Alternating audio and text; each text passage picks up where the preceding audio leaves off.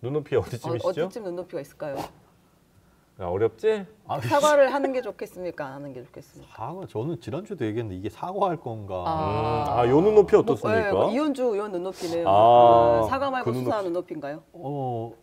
그죠. 이게 생각해보니까 둘 다 해야 될 것 같긴 해요. 사과도 해야 되고 네, 수사도 해야 되고. 와. 역대 가장 지금 야, 이 눈높이 강한 가장 입장입니다. 높은데. 국민 눈높이 이 정도인 와, 큰일 것으로 났다. 179. 정리. 김현우 눈높이. 네, 아이고 우리 장능한 인터뷰는 이렇게 마무리가 됐습니다. 아직도 저 앞에 또 이준석 대표 기다리고 있으니까 여러분 나가지 마. 언제 다시 들어올지 모릅니다. 스튜디오에. 네. 자, 그러면 이제 뉴스도 한번 저희가 살펴봐야 됩니다. 네. 우리 최윤경 기자 준비하고 계시죠? 어서 오십시오. 네, 안녕하십니까? 네, 반갑습니다. 그리고 김현우입니다. 김현우입니다. 네. 반갑습니다. 네. 보셨죠? 자, 지금 19,800에서 시작했습니다. 야. 네, 빠르게 네, 많이. 여러분 천천히 나가세요, 여러분. 네, 다칩니다. 너무 빨리 나가시면 문 앞에서 지금 줄 밀립니다. 자, 첫 번째 뉴스 갈까요? 뉴스 갑니다. 약간 좀 심각한 뉴스니까요. 네, 웃음기 좀 제거하고 가겠습니다. 네, 첫 번째. 자막 띄워주십시오. 네, 첫 번째. 저분들도 지금. 네, 정프로. 이게 무슨 소리야? 심각한 뉴스 아니었어요? 네, 네. 제 머리를 어그로를 끌었다니. 네. 헤어스타일 괜찮지 않아요 오늘? 멀리서 봤을 땐 괜찮은데. 네. 동시 접속자 수 2만 명이 되면 정프로 헤어도 한번 우리가 손을 대보는 걸로 하겠습니다. 진짜 뉴스 들어갈게요. 네. 이거 준비한 거예요 따로? 네. 난 뭔가 있어 맨 처음에. 정신 차립시다. 네. 첫 번째 배현진 피습. 이거 진짜 너무 끔찍한 사건입니다. 네, 또 정치인 피습 사건이 일어났습니다. 국민의힘 배현진 의원이 어제 오후 서울 강남 신사동의 한 건물 안에서 둔기로 머리 뒷부분을 가격당했습니다. 네. 이게 이제 이재명 대표의 부산 피습 23일 만인데요. 한 달도 안 돼서 지금 우리가 새해 벌써 2건의 이 피습을 보고 있는데 이 영상을 한번 간단하게 보겠습니다. 네. 아유. 네. 네, 이제 피의자는 다가가서 국회의원 배현진이 맞느냐고 접근한 뒤에 배 의원이 맞다고 하고 이제 이동하려고 하는 순간에 돌로 뒤통수를 가격했다고 합니다. 경찰에 연행되는. 네, 이 모습은 경찰에 연행되는 모습인데 도망가지도 않아서 경찰이 왔을 때까지 있다가 끌려갔다고 합니다. 네. 배 의원이 바닥으로 넘어진 뒤에도 저희가 이거를 너무 잔인해서 사실 보여드리지는 못하는데 넘어진 뒤에도 계속해서 10여 차례를 내리쳤고 뒤늦게 상황을 알아차린 주변 사람들이 막아선 뒤에야 이제 공격이 중단됐다고 하는데요. 병원과 경찰은 두피가 1cm 남짓 찢어졌고 얼굴 오른쪽에 긁히는 상처를 입었다라고 설명을 했습니다. 이 순천향 병원에 지금 있는데 응급 CT 촬영을 하고 두피 열상을 1차 봉합을 했다. 다행히도 출혈이나 골절 소견은 없다고 하고요. 지금 이제 회복 중이다. 지켜봐야 한다고 했습니다. 이 피의자가 미성년자라고 합니다. 미성년자? 15세라고 하는 본인은 15세라고 주장을 했는데요. 강남의 한 중학교에 재학 중이라고 하고 이 피의자가 지금 계획 범죄인지 아니면 우발 범죄인지가 계속 궁금증인데 관심사인데 이날 배 의원을 공격하기 몇 시간 전부터 건물 주변에 머물러 있기는 했다고 해요. 그리고 이 미성년자이기 때문에 보호자 입회하에 조사를 했는데 오늘 오전 긴급 입원이 됐다고 합니다. 피의자가. 입원이요? 네네. 이 응급 입원이 됐다고 하는데 그거는 정신질환자로 추정되는 사람의 자해 혹은 타해 위험성이 있을 때 정신의료기관에 입원을 시킬 수 있는 제도라고 해요.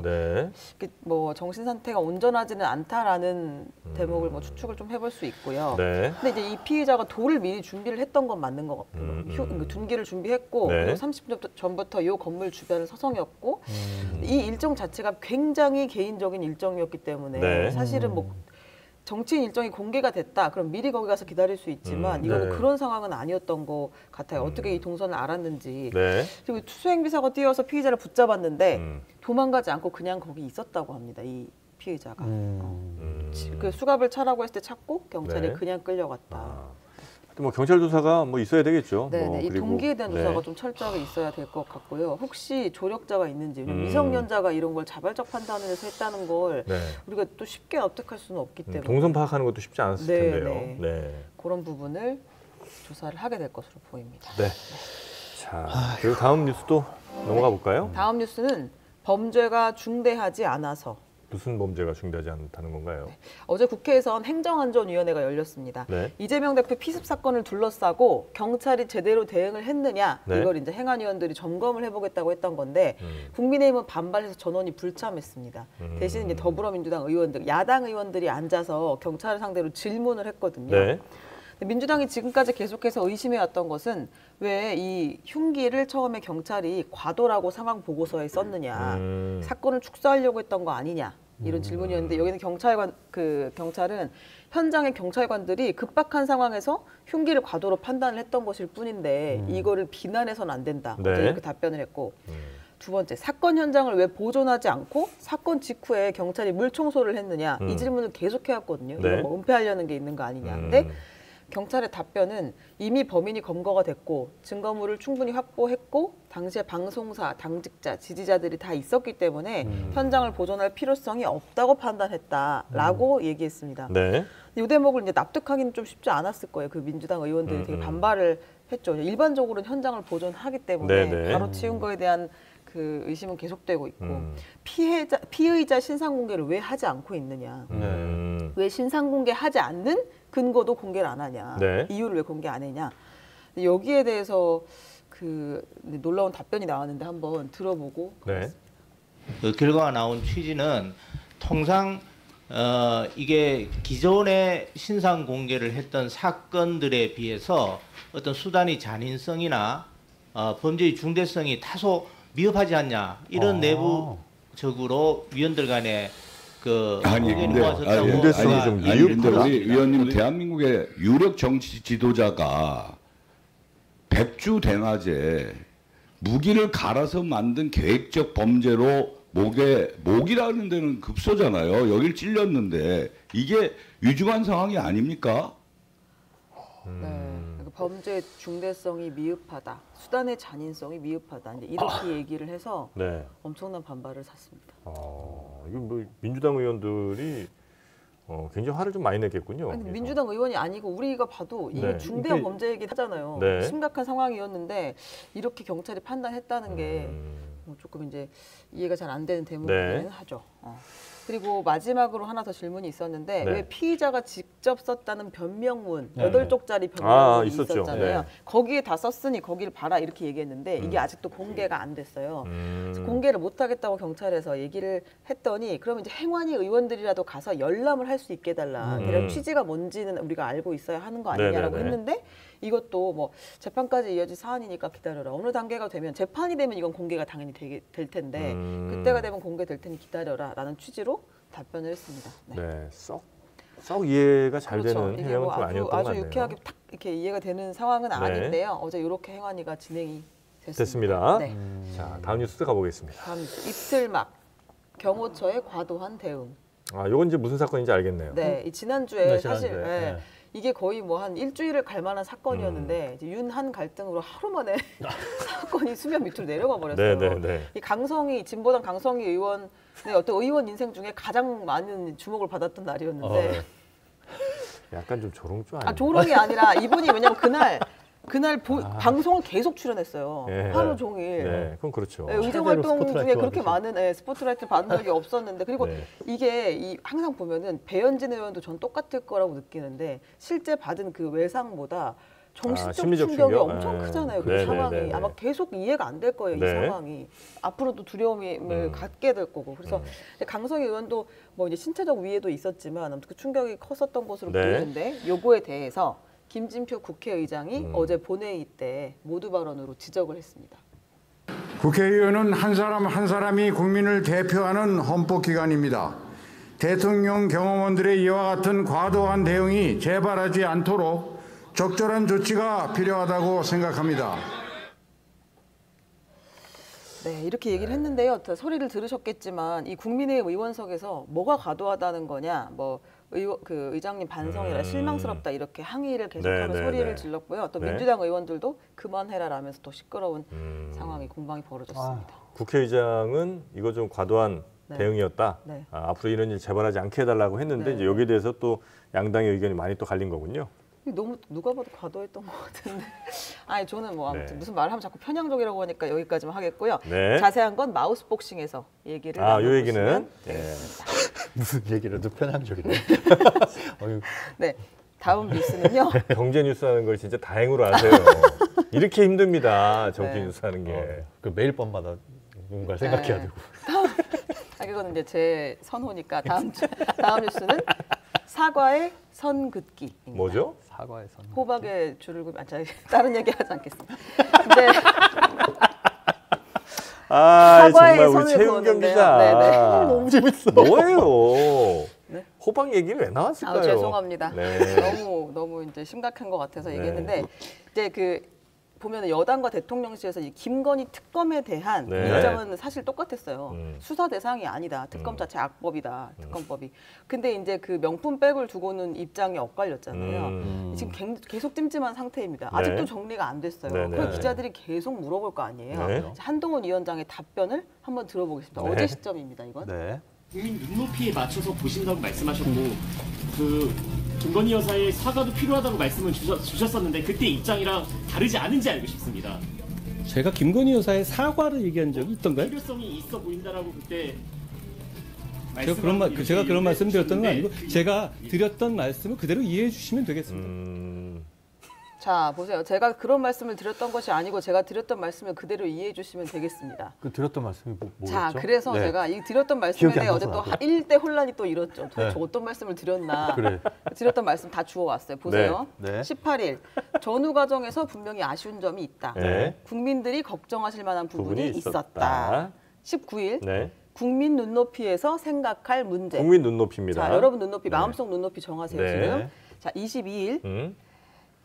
제 입장은 처음부터 한 번도 변한 적이 없다. 아, 네. 국민 눈높이네. 네. 네. 23일 제 생각은 이미 충분히 말했다. 국민 눈높이네요. 네네네.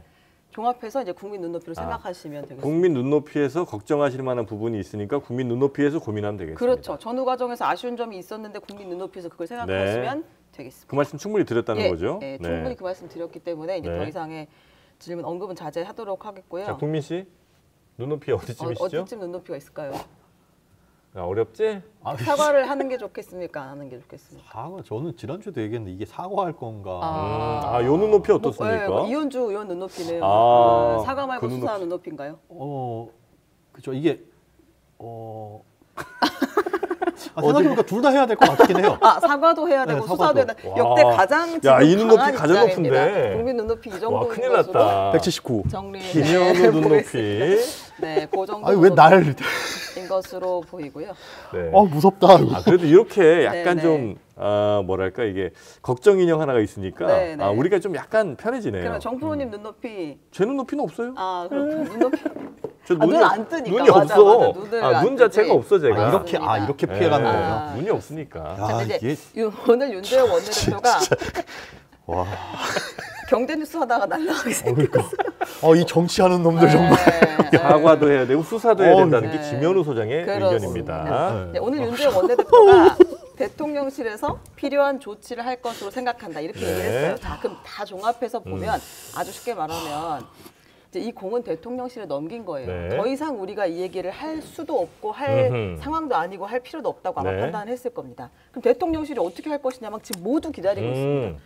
근데 어제 대통령 이관섭 대통령 비서실장이 네. 수석 비서관들을 데리고 하는 티타임에서 유사 경로가 있었어요. 유사 경로가 네. 뭐예요? 그러니까 뭐냐면 계속해서 일주일 동안 윤석열 대통령이 언론사 대담 형식으로 김 여사 관련한 입장을 밝힐 것이다. 제가 이 얘기 몇 번 했잖아요. 보도가 많이 나왔었죠. 네, 심지어는 어떤 톤으로 할 것이다도 막 다들 추측을 막 정해졌어. 했잖아요.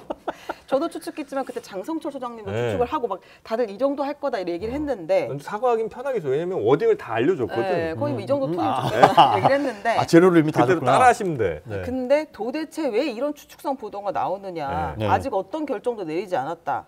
앞으로 추측성 보도에 일절 대응하지 말라라고 단호하게 얘기를 좀 했다고 화나셨구나. 합니다. 네. 네. 이런 추측성 보도에 굉장히 화나는. 그럼 추측성 보도도 화나는데 김현우 소장 얘기 들었으면 정말 화가 났겠죠. 경로하셨겠는데. 네. 또요? 네. 아. 아니, 거의 경로 유발자인 것 같은데 와, 지금 보니까. 저를 뭐 국민의 눈높이. 아, 국민의 눈높이. 국민은 늘 옳다고 대통령이 말씀하셨습니다. 근데 이제 제가 이 말씀을 왜 드리냐면요.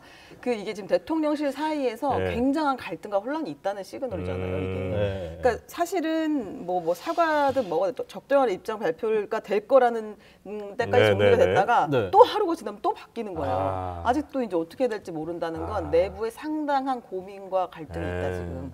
이렇게 보면 될 것 같고요. 간단하게 윤 대통령의 국정 운영 지지도보다 이거 어제 나온 따끈따끈한 여론조사 네. 오늘도 물론 있었지만 네. 윤 대통령의 국정 운영 지지도 잘한다 네. 보다 한동훈 위원장의 직무수행 평가 잘한다가 훨씬 높아요. 그러니까 이제 이 두 사람의 갈등이 큰일 났다. 네. 큰일 났어요? 큰일 났지. 자, 이게 왜 큰일인지는 네. 잠시 후 마우스 복싱에서 너무 얘기하게 궁금하다. 지금 윤 대통령이 국정 잘한다는 것보다 네. 한동훈 비대위원장에 대한 인기가 훨씬 더 높다 이거죠? 네, 그렇습니다. 이거 큰일이다. 그러니까 이제 대통령실에서는 분노, 갈등, 고민, 이 막 괘씸 막 이런 것들이 다 복합적으로 있을 거예요. 그리고 당사자의 네. 의견이 또 있을 것이고 이제 그것들을 다 종합해서 이거 부들부들 각인데. 네.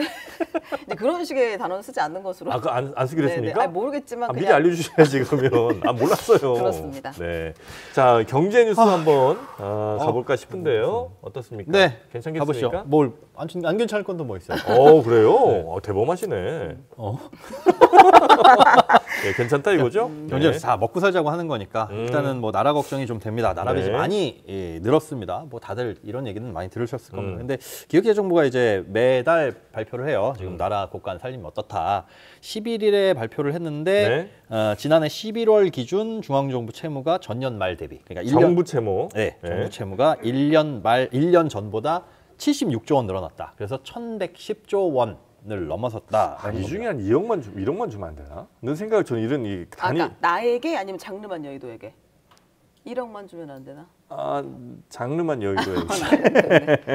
진짜 이런 게 막 몇 조 막 이렇게 나오잖아요. 네. 그렇죠. 저거 그중에 조금만 있어도 너무 좋을 것 근데 같은데. 그 조금도 없어서 지금 이렇게 계속 늘어나고 그래요? 있습니다. 예, 연간 이제 전망을 해요. 이제 얼마 정도 빚이 늘어날 것이다 하는 것보다 그 전망치보다 8조 넘게 지금 증가한 수치입니다. 우리가 자꾸 조 단위로 얘기를 하니까 이게 좀 감이 안 와요. 오는데 네. 이건 지금 역대급으로 봐도 엄청나게 많이 늘어난 거고. 좋으면요 1,000억이 10번 있는 겁니다.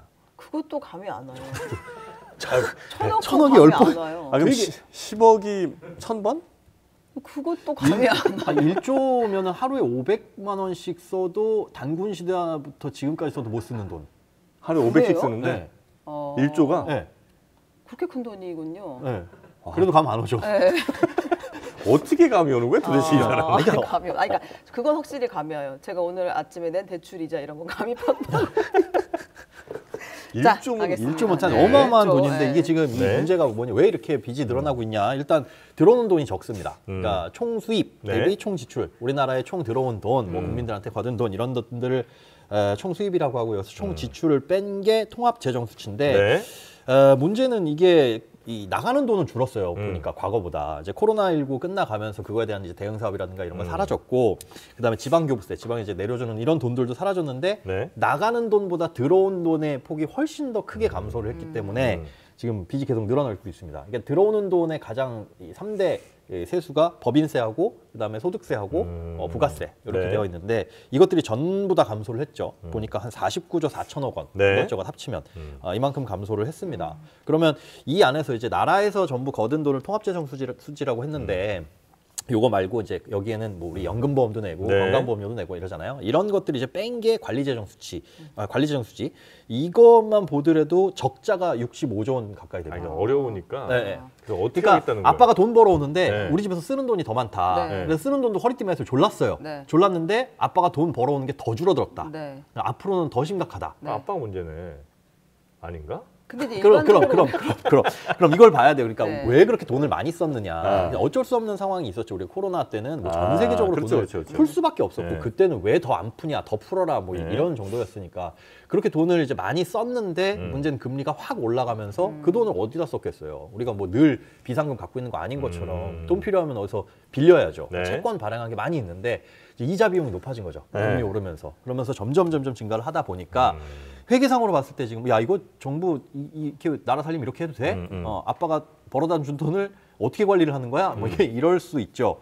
그러다 보니까 요 회계상에는 잘 잡히지 않는 마이너스 통장을 살짝 꺼내 쓴 게 이게 또 큽니다. 아 이게 또 커. 네, 그러니까 원래는 세금이 들어와서 그 세금으로 써야 되는데 네. 이게 들어오는 시점과 나가는 시점이 안 맞을 수 있잖아요. 당연히. 그때 마통 써야죠. 그렇죠. 네. 뭐 마통을 쓰거나 정부에서도 그래서 재정증권이라고 해서 그럴 때 채권을 잠깐 발행해서 쓰기도 합니다. 근데 채권을 발행하면 이건 부채에 잡혀요. 네. 근데 마통을 싹싹 쓰면 어차피 주머니 마통도 한도 대출이라고 해서 1,000만 원 딱 빌려놓으면 거기서 뭐 500만 원 꺼내 쓰기도 하고 뭐 이런 식이잖아요. 우리나라는 그 마통의 주머니 한도가 50조 원이에요. 네. 그런데 1년 동안 꺼냈다 갚았다 꺼냈다 갚았다 해가지고 총 누적이익이 지금 117조 6천억 원.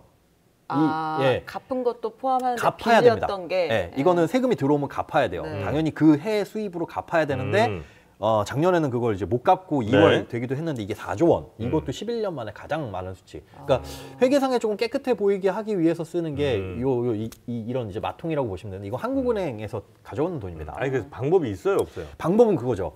세금 많이 걷는 거. 그러려고 해요 지금 혹시? 아닌 거 알잖아요. 아니, 근본적으로는 이게 어쩔 수 없어요. 그러니까 세금을 쓴다는 건 사실은 세금을 안 쓰면 어떻게 해요? 나라 재정이 안 좋아진다고 해서 그 세금은 국민들을 위해서 써야 되는 건데. 아니 어떻게 할 거냐고. 제가요?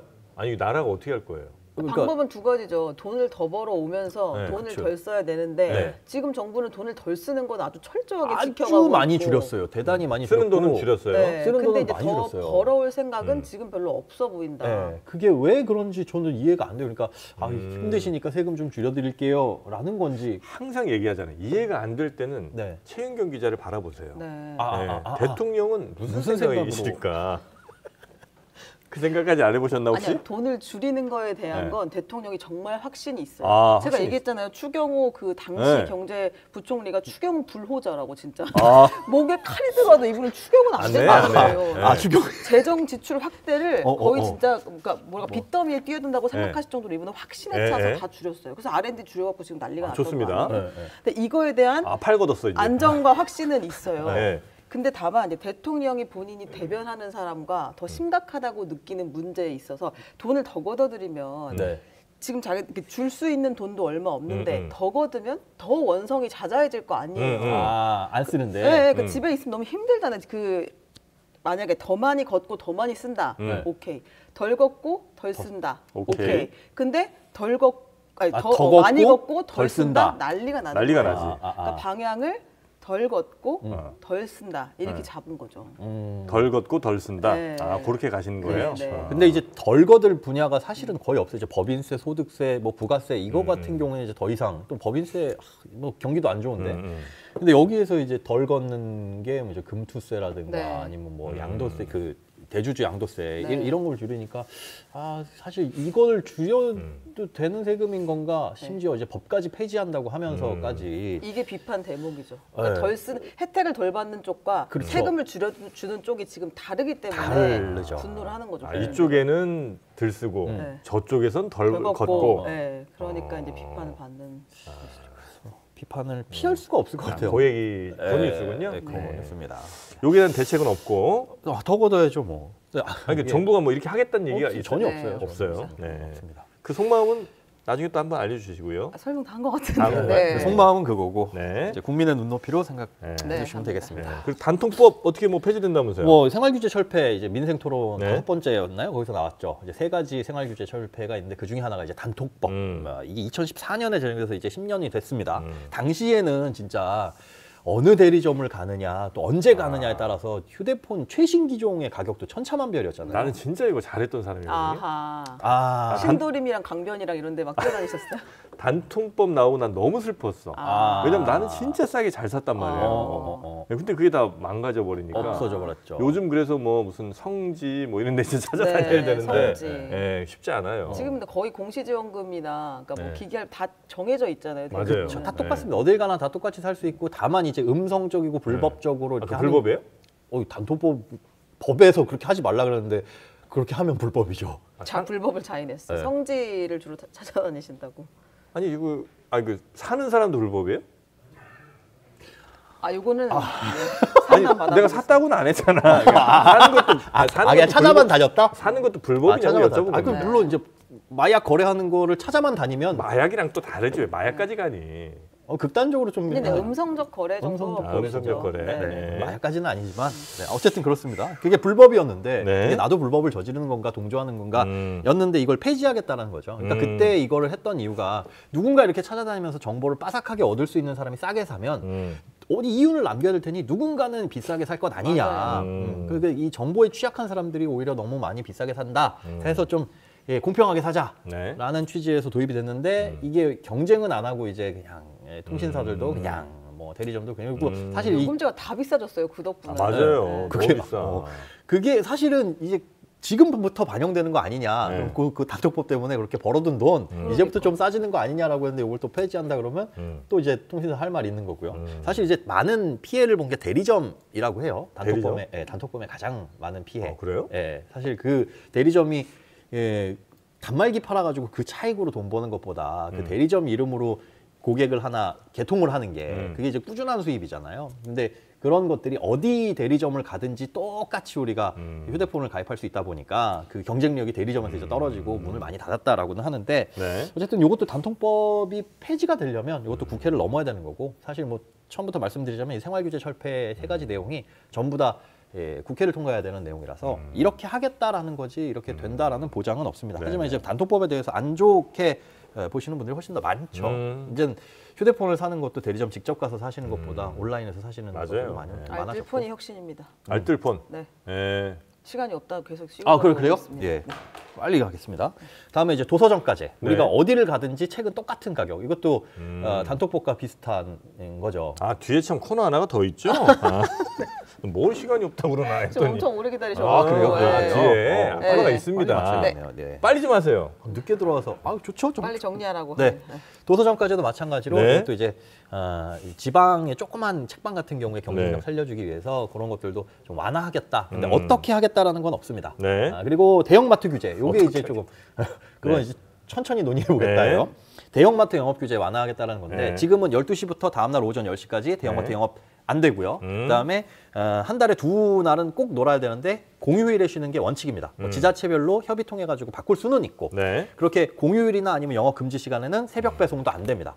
온라인 배송도 안 돼요. 근데 이걸 좀 풀어주자. 왜냐하면 새벽 배송 이런 거 우리는 뭐 다 할 수 있는 플랫폼들이 있기는 하지만 그게 대도시에 집중돼 있잖아요. 그래서 사실 뭐 중소도시나 이런 부분들은 되게 불편을 겪는 게 이게 더 많다. 그래서 이것도 자율적으로 좀 조정을 하게 해주고 새벽 배송도 하게 해주자라고 하는데 당연히 이제 전통시장 상인분들하고 자영업자분들 뭐 이런 마트 근로자분들은 반발이 심하겠죠.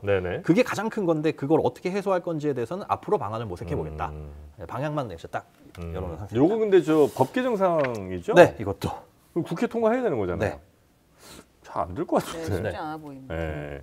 알겠습니다. 잘 안 될 것 같은데 요게 이제 오늘 코너의 마지막입니다. 안 될 것 같습니다. 자, 잠시 후에 김병민 국민의힘 전 최고위원 그리고 미래대연합의 박원석 공동창당준비위원장 이 두 분과 함께 마우스복싱 이어집니다. 자, 그러면 뉴스브리핑 이 정도 하고 그만할까요? 네, 우리 최은경 기자 오늘도 감사합니다. 김현우 소장님, 조금 더 준비 좀 부탁드릴게요. 아니 시간을 제한된 시간에 죄송합니다 진짜 열심히 하겠습니다. 이거 약간 좀 조롱인데? 아니요. 비아냥인데? 저 국민의 눈높이 국민의 눈높이죠. 입장. 조심히 들어가시고 다음 주에 뵙겠습니다. 김현우 소장님 다음 주에 뵙고요. 최은경 기자님은 월요일에 뵐게요. 네, 고맙습니다. 감사합니다.